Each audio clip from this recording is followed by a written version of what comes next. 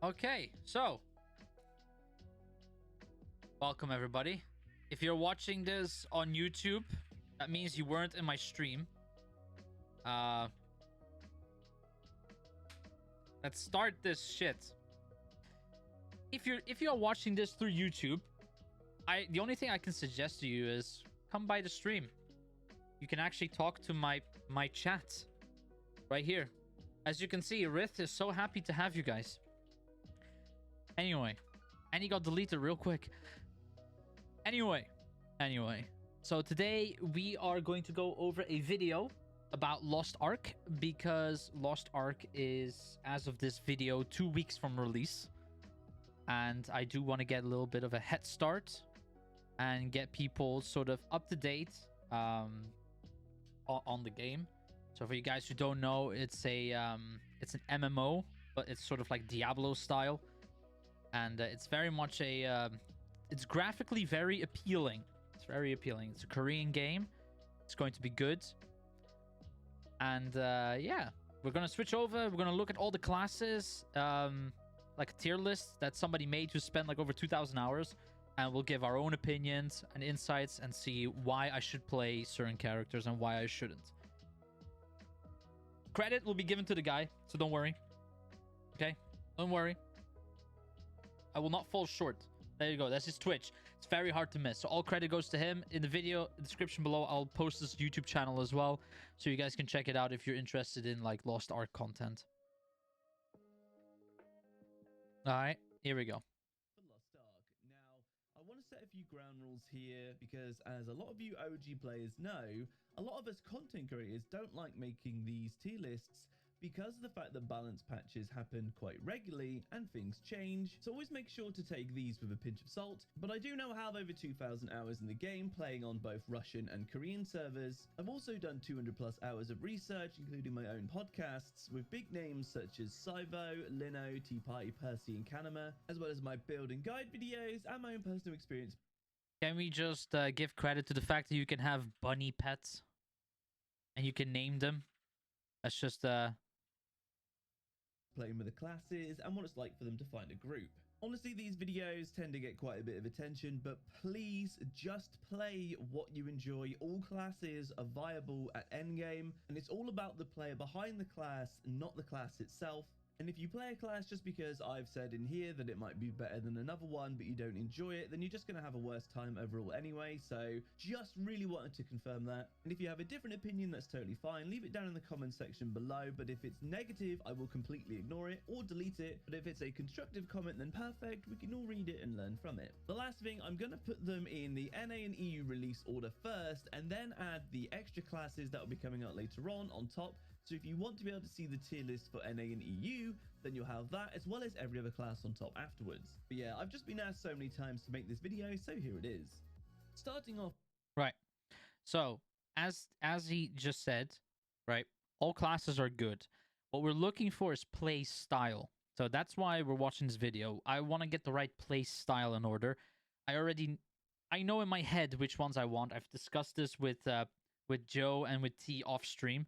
But yeah, off with the supports, I'm going to put Bard and Paladin, and of course obviously the new artist class straight into their own section. These are S tier classes throughout all content and absolutely fantastic. If you fancy playing one of these, please don't go DPS build, but they are absolutely brilliant and you're going to want them in every party for the end game content. Starting the DPS classes, we have the Gunlancer. This is S or even S plus tier, and the so this is one of the ones that we want to play. Gunlancer offers a unique play style because I really like how Gunlancer looks. End game mechanics by putting its shield up and just tanking it, as well as having a taunt which can stop certain boss mechanics and also open up burst windows. On top of this, it offers a party cleanse, a party shield, and having a warlord plus a support in your group is already giving you the best chance of success, just because of how much utility they both offer. Next up in the S tier, this might surprise some people, I'm putting in the War Dancer. Now there's a few reasons for this. While it doesn't offer the same shielding and stuff that the Gunlancer does, the team party buffs it has are huge, and if utilized correctly, open up massive damage burst windows for you and your party.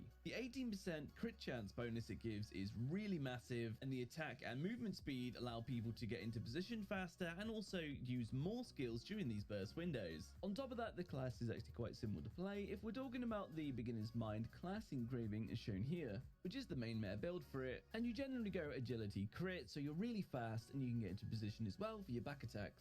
Just be sure to bring some destruction and impairment bombs, as the build lacks that, but they're easy enough to craft. Again, as shown.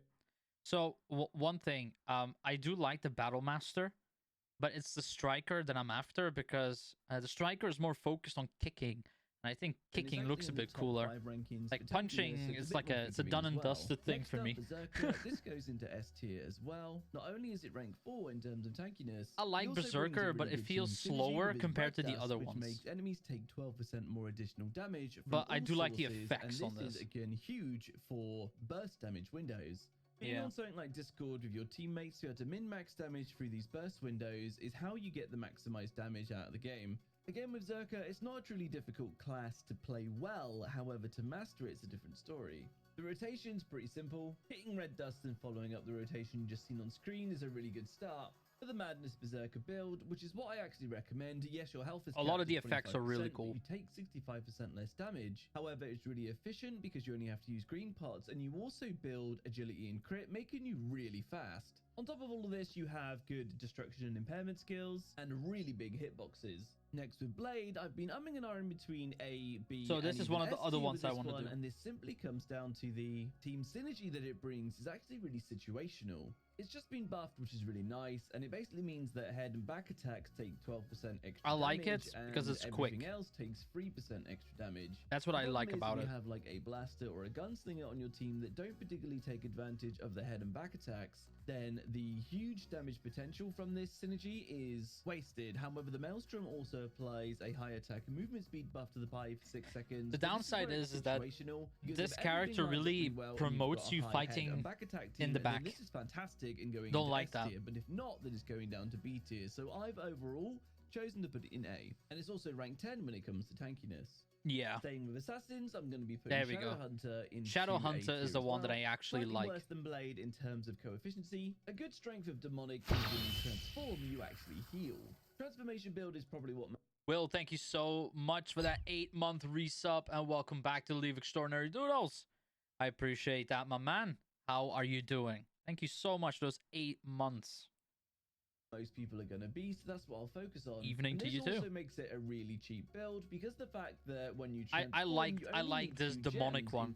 I like this demonic one. This is because one gem just generically increases the damage of all your demon skills, and the other one is for cooldown reduction of all your demon skills as well. So a focus on rapid transformation. I like the fact that you heal when you go into it. They're cheap for an ult because of the low optimization requirements. Great damage with some big AoEs. You can pretty much just spam the skills when you go into demon form and you're winning. A stylish class that I think a lot of spam skills and you're winning. That's my kind of character. Berserker, it gives you 12% extra damage from all sources for 6 seconds. And the stagger immune from being in demon form is also going to make it easier to play for a lot of people. Next up, we have the Artillerist or Blaster, and this one's going into A tier. A very tanky class. I'm going to be honest. On its class engraving. I'm going to be honest, right? I think Artillerist is such a cool concept. I've seen it in like a show that me and Pixel watch, which is called King's Avatar. And one of the main characters is sort of like an artillerist kind of character, and honestly, I think it's really cool. I like the way it looks. I very much like this. Like probably one of the more interesting ranged characters from this game. Negates the negative effect from Grudge, which is giant fuck off cannon. You do want to fuck off cannon. Fuck off flamethrower. When you go into turret form, you gain another shield. Fuck off minigun. Really tanky. This a lot of fuck off, you know? Look at that. And then it just fuck off rocket launcher. Fuck off. These are your main source of damage, and they are delayed, so you need to get some experience and some knowledge of the boss mechanics to really play it well. In terms of its coefficiency, it's rank 11, but because of everything I've just mentioned, it's actually way higher when it comes to actual tankiness. For team synergy, it's a debuff which reduces their defenses by 12% for 6 seconds with extremely high uptime. Artillerists can also increase stagger, otherwise known as impairment, on bosses by 20% for 4 seconds, which can really come in handy when you have impairment checks. Another thing I always say with Blaster as well, it's like a medium range class, but it's actually a really comfortable medium range. There's a lot of AoEs that bosses like Argos put out, for example, where they're short range and I do agree. The store Argos is it's really intimidating for me as well. So I understand Artillerist being good at it. Long range circles around, but there's this safe spot in the middle. I often find myself just chilling in that, which is quite nice. And another thing as well, if anyone's thinking this is a very slow class, that's incorrect. Going Enhanced Siege, which is the main meta build, you're going to be going Swiftness and Critical, making your character really fast. It does also have some really nice stagger and distraction skills, especially on its nukes, but you just have to make sure that you're saving them if you need to for specific stagger checks, depending on what boss you're fighting.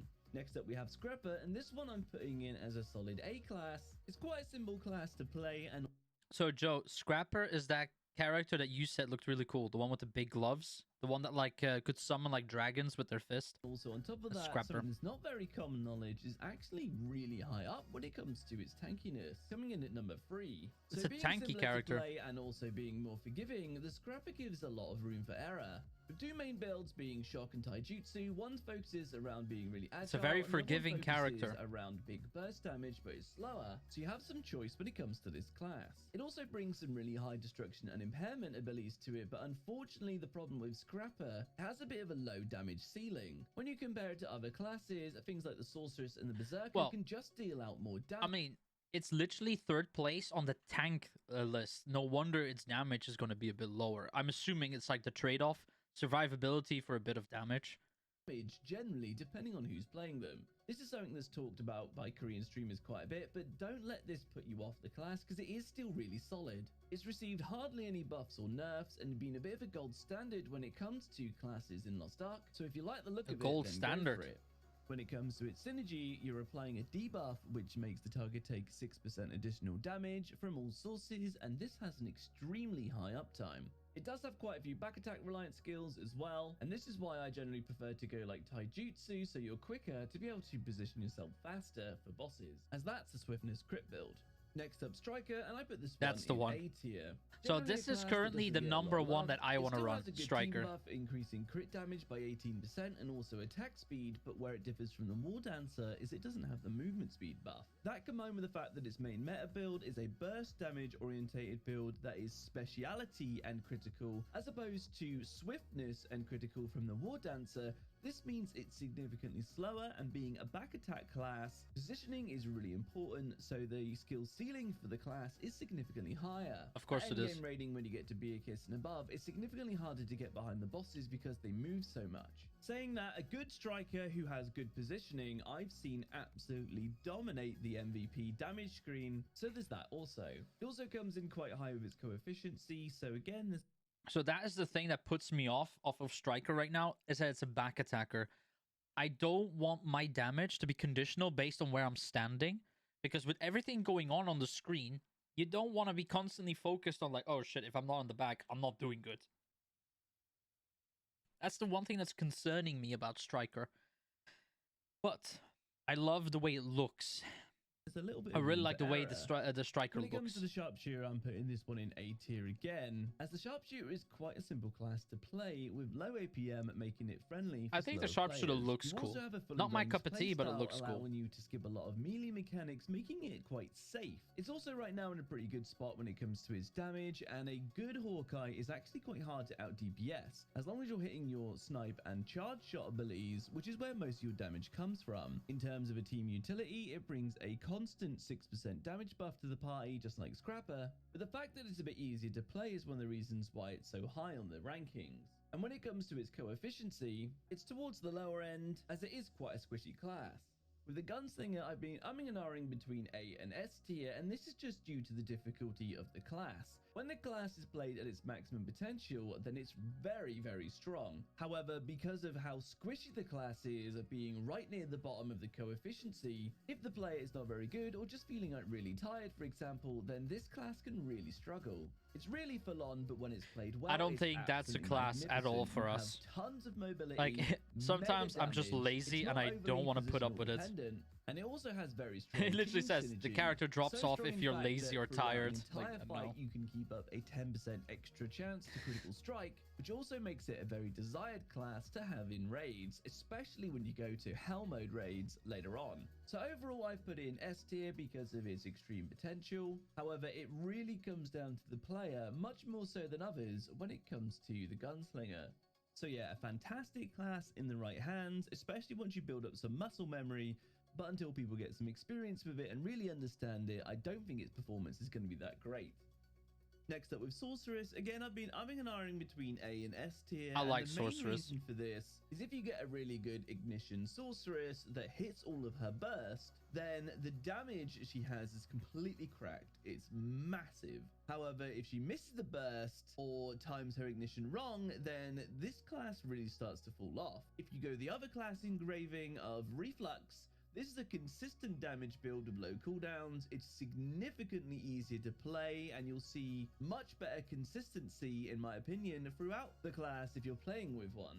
This is because in the Reflux main meta build, most of the skills are instant cast. And the reason why Ignition is so much higher skill cap, especially at endgame, because the bosses move so much, you can miss way easier, and also you're much more vulnerable when you're casting. So knowledge of the endgame boss mechanics is I think really it's just important like for an glass Ignition cannon Sorceress. All sorcerer, of like this combined with sorcerer. her co-efficiency, making her a squishy class, and her team synergy being It looks 6% interesting extra though. damage Like, from I all think I want to sources, try which it, is okay, but not hugely desirable. not sure if I Gunslinger's like crit chance. if These are the like if it's reasons going to why be I've my chosen to put first Sorceress character into A per tier. se.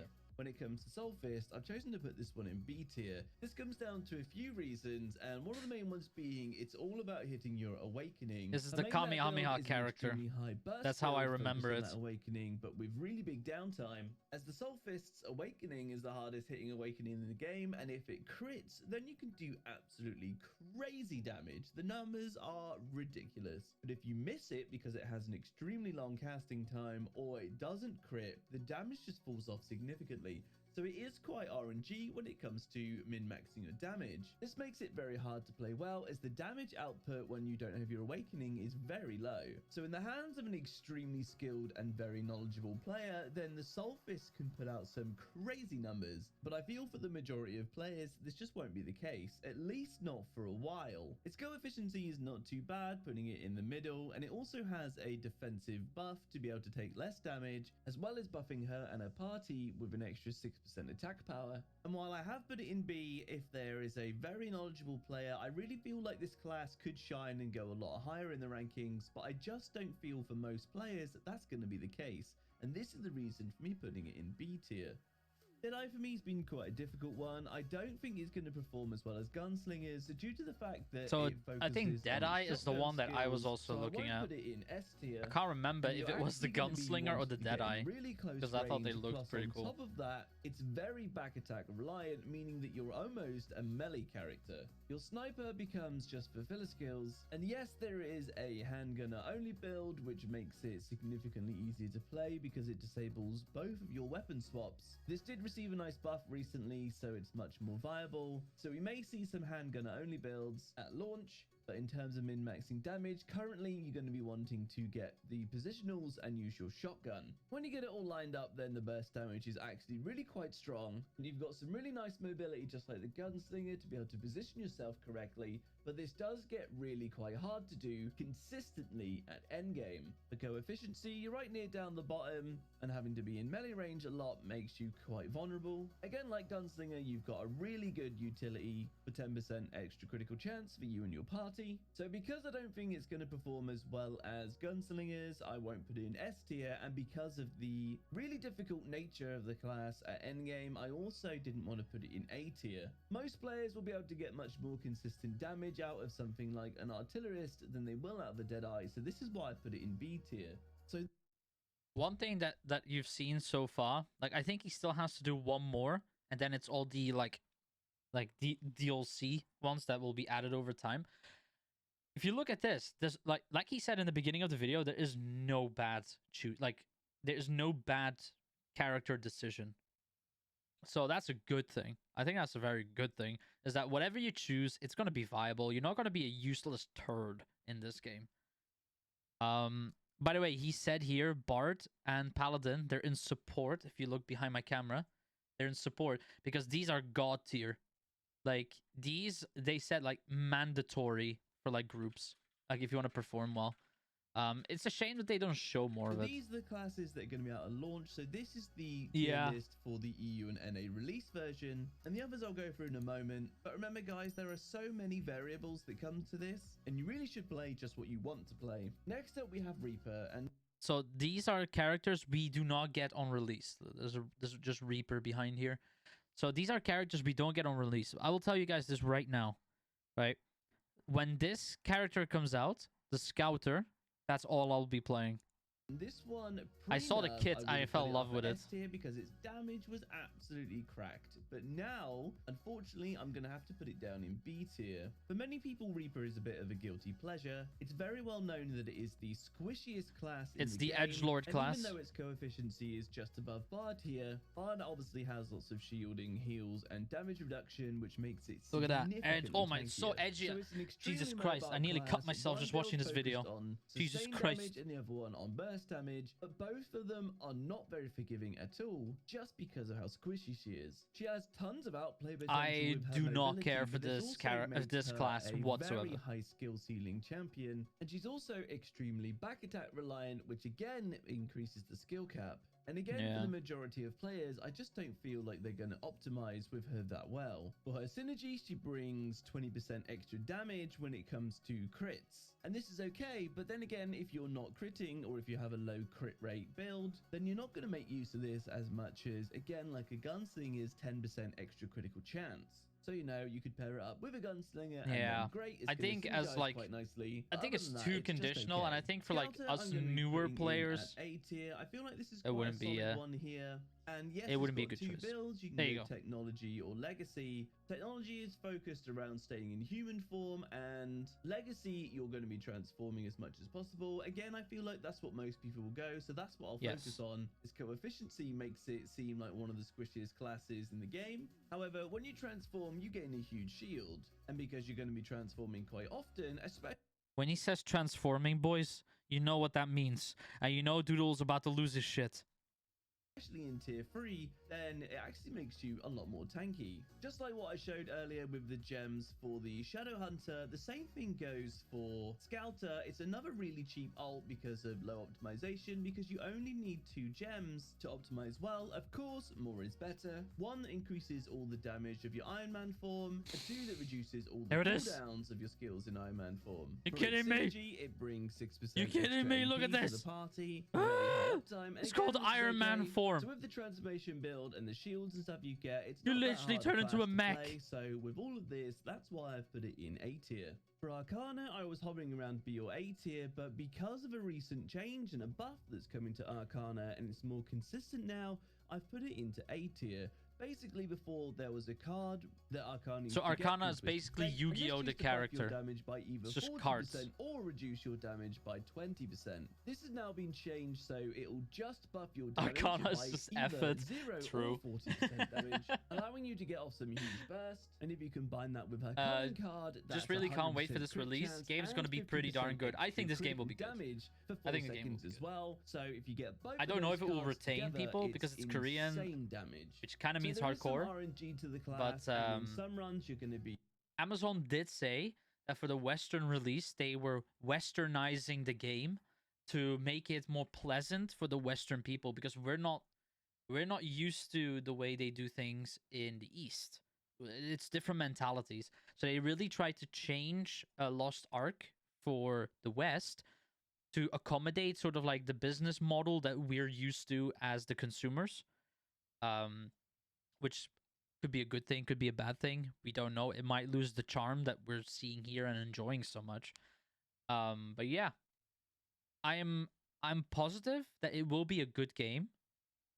Because apparently the Lost Ark team, they're really into like the balancing the game. They play the game themselves, which is always a good thing. It remains to be seen, but I'm hopeful with this game. It's a game that I've been looking at for like a while now, and I mean, I think it has like 3.8 concurrent players, 3.8 million concurrent players in Korea alone. I think it's very popular in Korea, so I've no doubt that it has a lot of qualities, this game.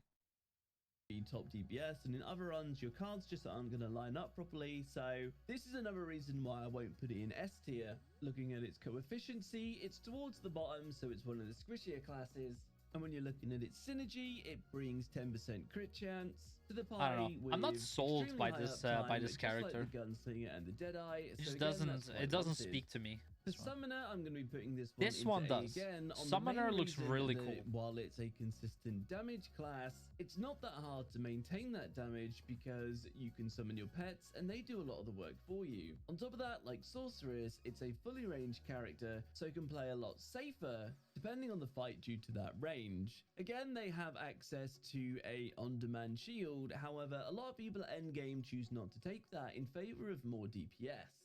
Looking at the coefficiency, obviously it's towards the bottom. Fuck shields, we need more damage. And when it comes to its party That's utility, it debuffs more the target, damage, reducing their defense by 24% for 2 seconds with a low uptime. At endgame, its party buff isn't rated too highly, so I won't put it into S tier, but because it's easier to get its damage off with the range and with your pets, it also doesn't deserve B tier, so I'm going to leave it in A. When it comes to the Lance Master, this one goes up to S tier. I really like Lance Master. For this, and starting off I really like Lance Master. It looks really cool. Top, as well as that, like you use like this giant fucking polearm, which is a very brief shield that it brings up, and this actually allows you to skip a load of boss mechanics if timed. To be honest, they all look pretty cool, apart from Reaper. This also makes it a higher skill cap class, but also gives you more skills to be able to cycle through, increasing your sustained damage. It also has a few really hard-hitting skills like its Dragonfly to get in some burst as well. The class also has access to some fantastic mobility, no matter what weapon you have equipped. I just love how he talks of endgame like I'm ever going to get there. You will. Which, similar to the Battle Master, adds an 18% crit chance to the party. This is absolutely fantastic when timed right. It also has some great stagger and destruction skills. And apparently, people literally play multiple characters in this game. That's what, from what I've heard. Together, this is why I think like it's not that particularly hard. When it comes to destroyers, this class for me, I'll rate at A. It's Dude, the second tankiest class in the game. The destroyer, I don't want to play it, but it. Look at the weapon. Just look at the weapon. That's all I'm gonna say. Just look at the weapon. Massive damage reduction buff and a shield that actually allows you that thing is huge. Trade hits with bosses. Look at that. It's a bam, slow and bam, sluggish bam, class, bam, also bam. a heavy front attack class. What am I watching? This puts you in a prime position to be able to get a lot of counters. When it comes to the endgame rating, the destroyer's lack of mobility can start to become a bit of a pain, but overall, this is actually nuts. Its like using this giant fucking hammer. Look at that. It has a 24% defense reduction for 6 seconds. It also has an extra. It is a Giga Chat. Debuff, making the boss take extra 20% neutralization for 6 seconds. These are both on low uptime, and again are only okay when it comes to team synergy. And for that reason, I won't put it in S tier. But it's also not particularly a hard class to play with how tanky it is.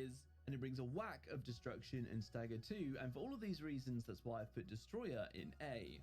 So there we are, guys, that's my tier list. As you can see, there are a ton of classes in A, because generally the classes are quite well balanced. What I've done in here is nitpick at certain things like the team synergy and how well I think they'll perform, as well as classes like Gunlancer I've even said could be in S+ tier, and Reaper, unfortunately, with how squishy it is, in the wrong hands is just going to be absolutely dreadful and could slip down to C tier. But just play what you want to play, because that is by far the most important. Every single class can do endgame. Like I hope this video was helpful. Remember, you like he said a few times, at twitch.tv/BentleyGamingTV, and also if you like shout the video, outs. give it a like and remember to subscribe. I'd really appreciate it.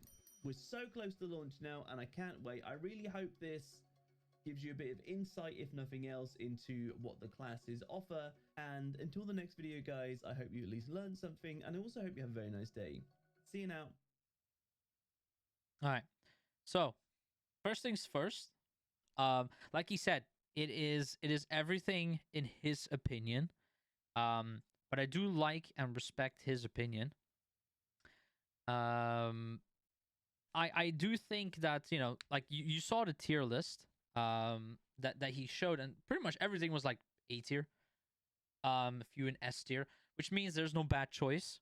I think it mainly comes down to like your personal preferences, right? So let's go back to the video for a second and just get the total up on the list. There we go. So personally, for me, it was like Gun Lancer, Lance Master. I'm not gonna count it because obviously it's a DLC character. It's Gun Lancer, Shadowhunter, Striker. Those are like the 3 on my list of like, yeah, I do wanna play these. I'm still on the fence because like my first choice was Striker when I last spoke to T and to Joe. I was like, no, I want the Striker because I really like the kicks. It looks really cool. But now it's like, in order to fully utilize a Striker, you have to do back attacks, and I hate that. So it's like, do I then go to War Dancer instead? Because it's still like the same style. Maybe not. Gun Lancer, it's a bit more of a tanky character. But then you also have the Shadowhunter, which is like loads of AoE attacks, which like I really like. I really like the way it looked. So I'm still like and ahhing between those 3 of like which one should I go for. I'm trying to avoid Paladin because we all know I play Paladin in WoW, and I play Paladin wherever I can because I love Paladins. So I'm trying to steer away from Paladin. I'm desperately looking at Paladin and be like, no. We've had some beautiful years together, but it's time that we explore our other options. I do wanna like rediscover sort of, you know, other things that I do, not follow the norm that I always do. So definitely that. Let's see here. You say that I've only ever beat like 4 games in my entire life. I mean, I think like getting to end game in Lost Ark is probably like hitting max level and then just getting the gear for it, which if it follows anything like Diablo, it's probably just a grind fest. So we just gotta grind if we can put up with it. But yeah, there is his name. I'll post his YouTube channel down below. I definitely appreciate his videos on Lost Ark. He has a very collected and neutral point of view on a lot of them. He also has one for PvP specifically. If this video catches any sort of traction, you guys want me to do the PvP one, you just let me know. But yeah, all credit to him, and I'm glad that we have somebody with over 2,000 hours with a well-formed opinion to actually tell us, like, you know, just play whatever you want. It's absolutely enjoyable, but here's my personal experience, and we can sort of, you know, use that to help our decision making. All right. If you're on Twitch, stick around. We're gonna, you know, play some more games. If you're on YouTube, thank you so much for tuning in. I appreciate you. Make sure you press that like button. Subscribe for more videos. Comment in the comment section below if you guys are playing Lost Ark and what kind of classes you play, or if you have any insight for me to share with my community. Other than that, I appreciate you all, and I'll catch you all in the next video.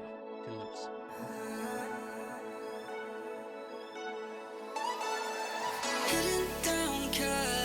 Driving round with my baby, top drops and raindrops, motion got me all faded, my heart got me going all